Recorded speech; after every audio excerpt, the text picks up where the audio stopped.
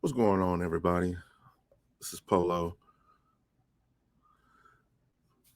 Sunday. Sunday was a crazy day of football.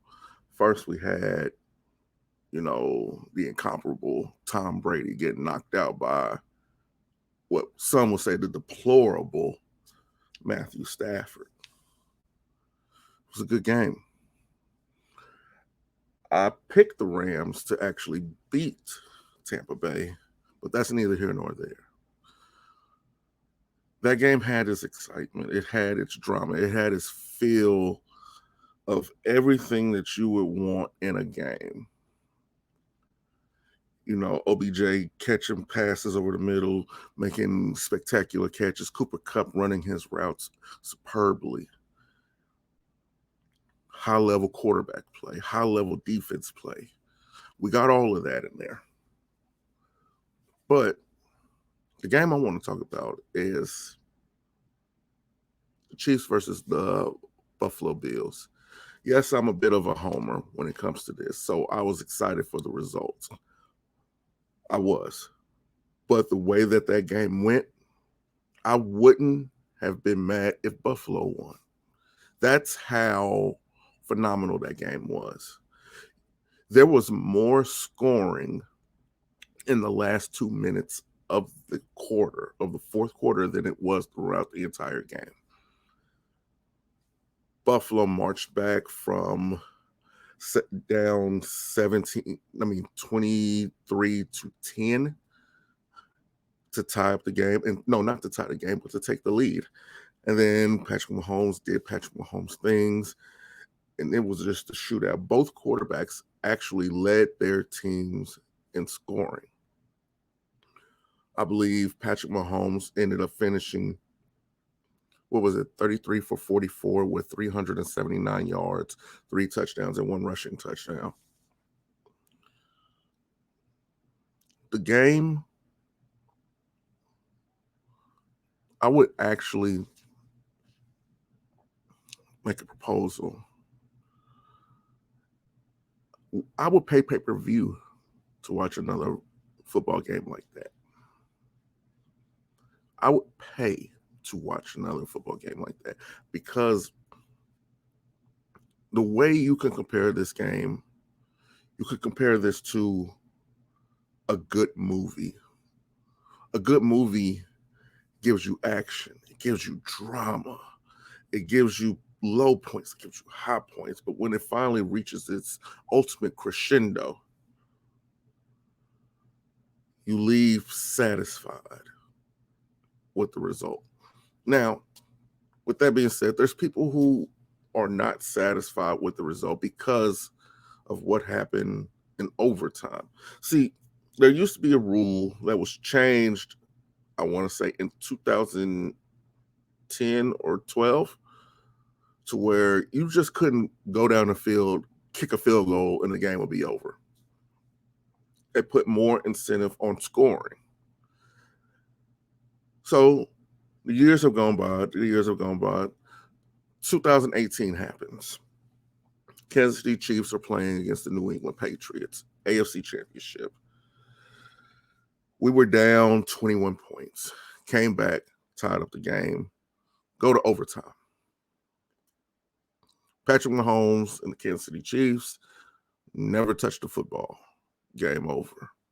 Andy Reid, Clark Hunt, Brett Veach, everybody was on board with changing the overtime rules to at least give both teams a chance to touch the football. It was shot down 31-1. The Chiefs being the lone team that was on board with it. Why do I bring that up? Because now, circling in the media, they're asking and politicking for the overtime rule to be changed. And the beautiful thing about the internet and about the interwebs, preferably YouTube, is the people who are, calling for this, they have receipts on them. There's receipts on, pundits like Shannon Sharp, Marcellus Wiley, all these different type of pundits, even Stephen A. Smith, saying that no, the overtime rules don't need to change. If you wanted to win, you should have won in regulation. You should have won in regulation. You should have won in regulation. Or in overtime, you should have played better defense. You should have did this. You should have did that. But I find it mighty funny and mighty odd that with this recent occurrence in the NFL, now the rule is in question. I'm not one to be a conspiracy theorist when it comes to agendas for as the media and football, because it's pretty plain and obvious what they want. I just think it's strange that